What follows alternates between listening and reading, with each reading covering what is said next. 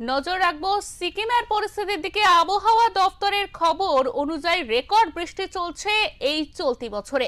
রাজ্যের দক্ষিণ থেকে উত্তর সর্বত্রই বৃষ্টি চলছে এবং সেই একই পরিস্থিতি হয়েছে সিকিমে। সেখানে টানা বৃষ্টিতে বন্ধ একাধিক রাস্তা, সমস্যায় বহু পর্যটক। আমাদের প্রতিনিধি সেখানে রয়েছেন মহুয়া দুয়া। মহুয়া, তোমার কাছে জানতে চাইবো এই মুহূর্তে সিকিমের ঠিক কি পরিস্থিতি, আমাদের দর্শকদের সামনে তুলে ধরো। দেখো, যেমনটা দক্ষিণবঙ্গের বিভিন্ন জেলাতে আমরা মৌসুমের শুরু থেকে দেখছি যে টানা বৃষ্টি, লাগাতার বৃষ্টি, ঠিক একই পরিস্থিতি কিন্তু দক্ষিণের জেলাগুলিতে বাদ করেনি কিন্তু সিকিমের রাজ্যে বিভিন্ন জায়গায় একেবারে টানা বৃষ্টি, বলা চলে সঙ্গে ঝোড়ো হাওয়াও বইছে। এই মুহূর্তে যে পরিস্থিতি, আমি গতকালের কথা তোমায় বলি, সারা রাত দিন ভোর কিন্তু এখানে মাঝারি থেকে ভারী বৃষ্টি হয়েছে, সঙ্গে ঝোড়ো হাওয়া, একাধিক গাছ রাস্তায় পড়ে গিয়ে রাস্তা বন্ধ হয়ে গেছে, সঙ্গে বিভিন্ন পাহাড় থেকে ধসের সৃষ্টি হয়েছে। ফলত ধস এবং গাছ পড়ে যাওয়ার রাস্তায় বিভিন্ন রাস্তা বন্ধ হয়ে গেছে। যে সমস্ত পর্যটক এসেছে তারা বিভিন্ন সমস্যার সম্মুখীন হচ্ছেন। একই পুজোর সময় ছুটিতে বাঙালি একটু পাহাড়মুখী হন, পাহাড় ভালোবাসে, তো তারা এসে পাহাড়ে এমনটা করতে এসেছিলেন, সেই আনন্দের সঙ্গে সঙ্গে তারা কিন্তু একের সঙ্গে তারা বিপদে বা সমস্যার সম্মুখীন করছেন। তো এই সঙ্গে দর্শকদের আমি তোমার মাধ্যমে জানিয়ে রাখতে চাইবো, পাহাড় মানে বাঙালি যে পর্যটক রয়েছেন তাদের মধ্যে একটি অত্যন্ত উন্মাদনার জায়গা আছে, তারা কাঞ্চনজঙ্ঘা দর্শন করবেন। তো এক্ষেত্রে আবহাওয়া অত্যন্ত খারাপ থাকলেও কিন্তু কাঞ্চনজঙ্ঘার একেবারে সঠিকভাবে দেখাও মিলেছে। কার্যত এই মুহূর্তে পরিস্থিতি সিকিমে বিভিন্ন রাস্তায় ধস এবং গাছ পড়ে যাওয়ায় রাস্তা বন্ধ রয়েছে।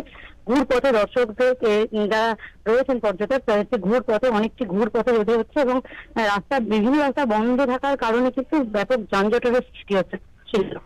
একদমই মহুয়া, প্রশাসনের তরফ থেকে এই পরিস্থিতিতে কি তৎপরতা নেওয়া হয়েছে?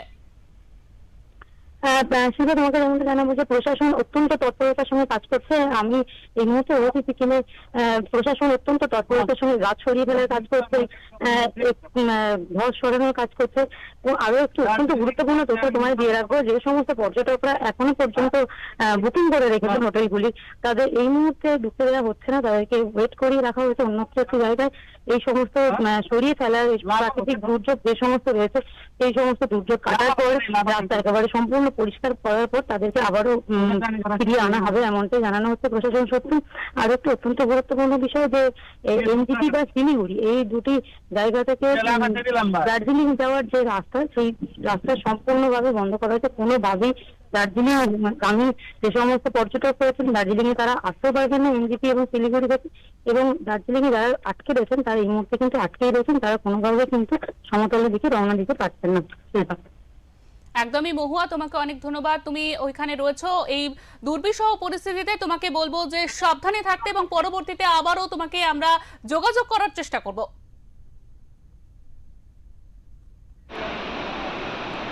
আপনারা শুনছিলেন আমাদের প্রতিনিধি মহুয়া দুয়ার কথা। সেখানে কিন্তু একেবারে দুর্বিষহ পরিস্থিতি। তারা বলছেন যারা পর্যটকেরা গেছে তারা কিন্তু একেবারে মনমরা হয়ে রয়েছেন, এবং শুধু মনমরাই বলবো না, তারা ইতিমধ্যে আতঙ্কিত। সেখানে বিভিন্ন জায়গায় রাস্তায় ধস নামছে, কোথাও পাহাড়ের গা বেয়ে যেসব রাস্তাগুলি রয়েছে সেগুলি ইতিমধ্যে বন্ধ, এবং প্রবল বৃষ্টিতে সেখানে কোথাও জল, আবার কোথাও বা পাহাড়ের যে ভয়ানক পরিস্থিতি, সেই ভয়ানক পরিস্থিতির সৃষ্টি হয়েছে। তার জন্য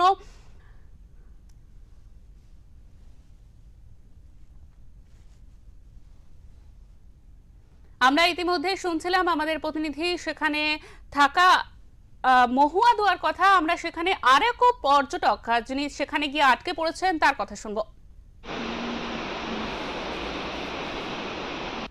সবসময় সময় পাই না, সবার তো সবসময় সুযোগ হয় না, পুজোর সময় সব ছুটি পাওয়া যায়।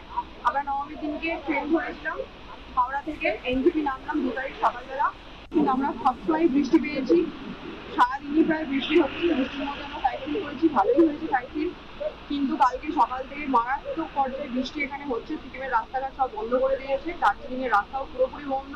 দার্জিলিং এর টুরিস্টরা আর আজকে শিখতে পারবে না। আমরা যা হোক করে ফিরছি, আপাতত এখন কোন রাস্তা থেকে নিয়ে যাওয়া হবে আমরা কেউ কিচ্ছু বুঝতে পারছি না, খুব প্রবলেমের মধ্যে আছি। ভালোই আমরা এনজিপি যাতে ফিরে যাই, এটুকুই আমাদের আশা।